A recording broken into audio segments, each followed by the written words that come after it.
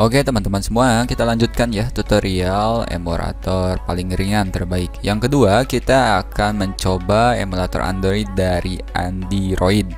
Nah, rekan-rekan bisa mengaksesnya pada website android.net. Di sini rekan-rekan bisa mendownload aplikasi emulator dari Androidnya.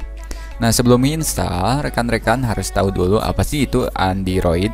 Ya, seperti yang kita ketahui, Android adalah emulator, di mana emulator ini adalah emulator terbaik dan paling ringan juga ya. Yang kedua, menurut saya, di mana dia si Android ini kelebihannya itu memberikan keleluasaan kepada kita ya untuk mengeksplorasi fitur Android di dalamnya. Kemudian kelebihan yang selanjutnya hampir sama kayak yang sebelumnya di Droid 4X. Kita bisa menghubungkan smartphone sebagai virtual joystick lah istilahnya kayak gitu ya, sebagai controller baik melalui WiFi atau Bluetooth. Nah itu ya. Oke, kita langsung saja. Di sini kita lihat di websitenya. Rekan-rekan bisa membaca mulai dari testimonial, produk yang disediakannya, dan ini adalah beberapa list fiturnya mulai dari full Android UI. Kemudian di sini kesupportan dari OS, Play Store, dan bisa dilihat ya, dia mengklaim semuanya dapat diakses secara free, gratis. Oke, tanpa panjang lebar kita install aja langsung ya. Namun seperti biasa, kita harus tahu dulu minimum requirements-nya. Karena ini tergolong yang ringan, ya tentunya minimumnya juga tidak terlalu memberatkan ya. Ibaratnya komputer versi kentang pun bisa. Dimana prosesornya itu dual core, baik AMD atau Intel CPU. Dengan kalau yang pakai Intel itu harus aktifin virtualization VT-nya ya. Kemudian untuk RAM-nya 3 GB. Nah, sisanya 1 GB itu ketika aplikasi berjalan. Jadi minimum ya 4 GB-an lah kalian harus punya RAM. Selanjutnya sisakan 10 GB harddisk untuk penginstalannya. GPU pokoknya yang support 2.0. Sekarang komputer sekarangnya juga sudah support ya, sudah 3 semuanya ya rata-rata, tapi yang low end ya di sekitar sinihan lah. Kemudian untuk Windows-nya dari mulai Windows 7 sampai ke Windows 8 dan 10 juga kita akan coba ya. Di Windows saya kebetulan pakai Windows 10, di Ubuntu juga bisa, dan di OS 10 juga bisa, Mac OS ya ini. Nah itu minimum requirement dari Android ini. Selanjutnya kita harus melihat dulu spek dari komputer kita. Kalau yang pakai Windows 10 kayak saya, tinggal ketikkan saja DXDiag ya seperti biasa untuk mendiagnostiknya. Nah inilah sistem informasi di komputer yang saya gunakan, dimana saya menggunakan prosesornya Intel Core i3 ya. Kemudian RAM-nya 8 GB, DirectX-nya sudah 12, dan displaynya atau PGA-nya menggunakan PGA onboard 4400. Tentunya ini sudah support ke OpenGL 3 ya, lebih. Oke, kalau sudah dirasa support dengan komputer kita tinggal aja langsung ke download. Nah, ini ada tinggal download. Tunggu sampai proses download selesai. Oke, setelah berhasil download, kita buka file downloadannya ya. Nah, di sini ada sudah terdownload, double klik untuk proses instalasinya.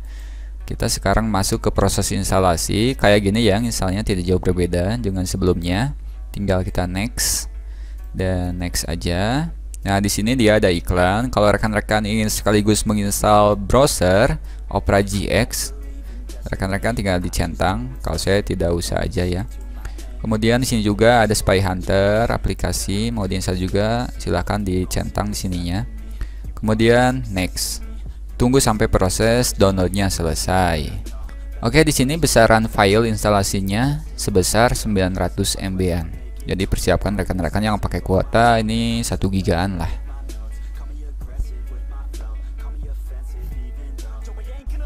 Oke rekan-rekan, barusan saya install dirasa sangat lama, yaitu memakan waktu lama. Saya mending download aja ya offline installernya. Rekan-rekan jika butuh offline installernya, tinggal klik aja link di kolom deskripsi ya, atau di kolom komentar. Nah, saya sudah mendownload link offline installernya supaya langsung install ya file instalasinya. Besarannya tidak jauh berbeda ya, 900-an lah kalau offline installer. Jadi siap-siap aja 1 GB. Kita double klik aja ya untuk menginstalnya seperti biasa. Nah, di sini agak berbeda sekarang kayak gini. Kita tinggal klik aja save and install. Tunggu sampai proses instalasinya selesai.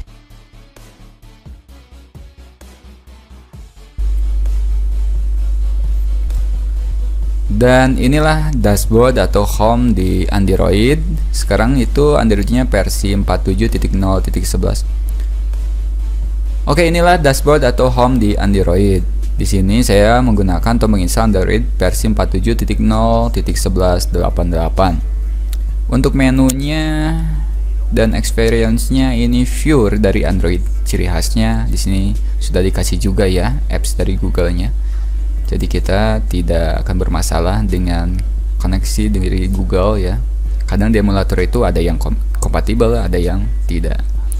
Dan di bawah menu ini hanya untuk full screen, ini untuk rotate, di sini untuk setting dari emulatornya. Ya kayak Android seperti biasanya. Kemudian di sini ada keymapper. Nanti kita bisa mengatur key mappingnya ya dari game yang kita mainkan.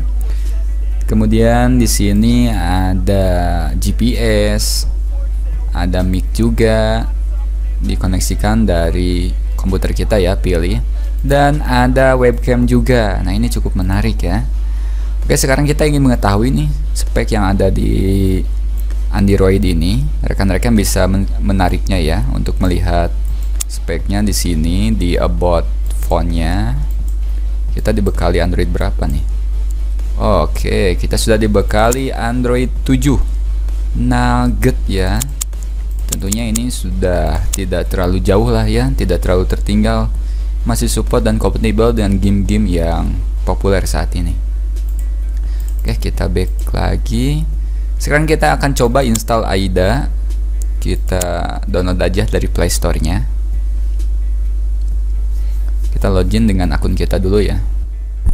Oke, kita sudah dibawa masuk ke Play Store-nya. Kita langsung aja download AIDA 64 untuk mengetahui spek dari emulator Android ini. Install. Oke, sudah install ya, cepat juga nih lumayan.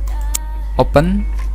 Kita lihat mulai dari sistem yang digunakan di Android ini. Oke, ini sudah jelas sistemnya pakai AndiOS. OS-nya Android, pure Android. Back lagi. Oke, sekarang kita lihat CPU-nya. Ini CPU tentunya ya, CPU spek komputer kita. Back lagi ke display. Ini dia display yang dibekali dari Android. Kita hanya dimumpuni oleh OpenGL-ES versi 3.0. Begitu juga dengan GPU versinya. OpenGL-nya 3.0. Install Apex Legends support gak? Saya pastikan ini tidak support ya. Tapi kalau spek komputer rekan-rekan sudah di atas ini, misal Core i7, pasti support ya. Karena OpenGL ini mengikuti dari OpenGL yang ada di komputer kita tentunya. Oke, itu spek. Kita sudah mengetahui ya spek secara mendalamnya di Android ini. Kita sekarang akan lihat coba shot yang digunakan atau sistem yang digunakan oleh si Android ini berat atau tidak ya. Nah, seperti yang rekan-rekan lihat, Android ini memakan sistem sebesar untuk RAM-nya atau memorinya itu 400 MB-an ya. Dan CPU ini setengahnya ya. Jadi kalau 4 core ya 2 core-nya ini digunakannya hampir full, lihat setengahnya. Tuh, oke. Kalau menurut saya ini wajar-wajar saja lah ya. Karena saya juga sambil nge-screen recording, jadi cukup berat sama CPU-nya.